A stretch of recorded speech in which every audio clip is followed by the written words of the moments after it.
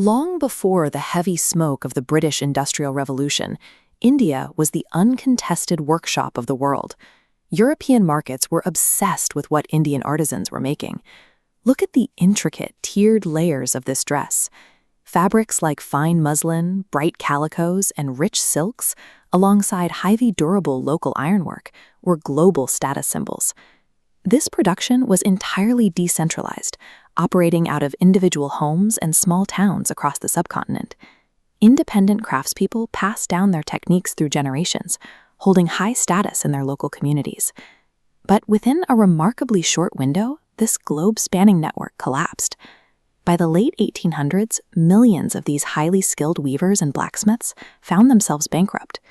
A deliberate two-pronged squeeze of British machinery and colonial trade policy engineered the destruction of India's artisan class. The first pressure point came directly from the steam-powered engines of the British Industrial Revolution. An Indian artisan spent days meticulously threading a single length of fabric by hand. In this English weaving shed, the floors are packed with steam-driven machines operating at speeds human muscles cannot sustain. These heavy industrial looms, along with massive iron smelters back in Britain, relentlessly churned out standard quality cloth and metal tools around the clock. The sheer volume of production created a drastic drop in cost. A yard of factory-made cotton cost a fraction of the price of hand-woven fabric, and it arrived much faster.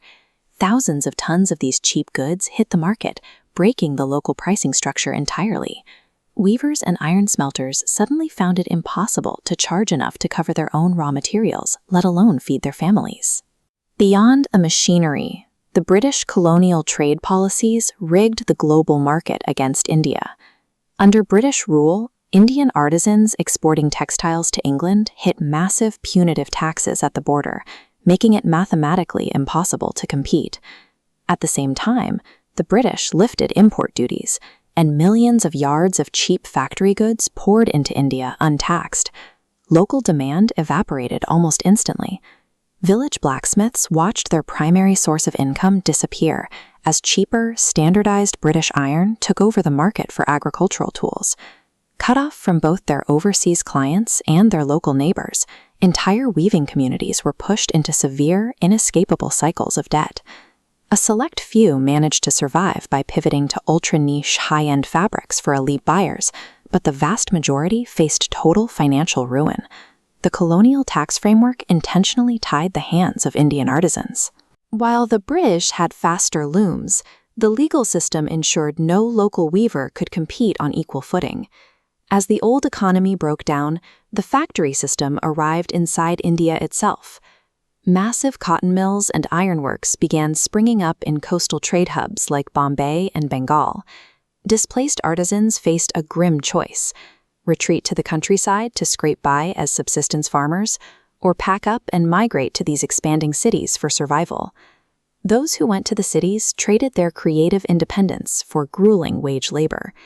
Here, an Indian worker stands barefoot at an immense, repetitive spinning machine for 12-hour shifts.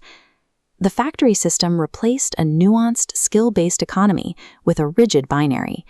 There were the wealthy factory owners at the top, and thousands of impoverished, easily replaceable laborers working below the smokestacks. This transition permanently erased centuries of generational knowledge, technical skills, and the social respect formerly held by local craftsmen. The collapse of India's textile and iron dominance was the direct result of combining mechanized British production with aggressively hostile colonial tariffs. Industrialization under British rule functioned as a system of extraction.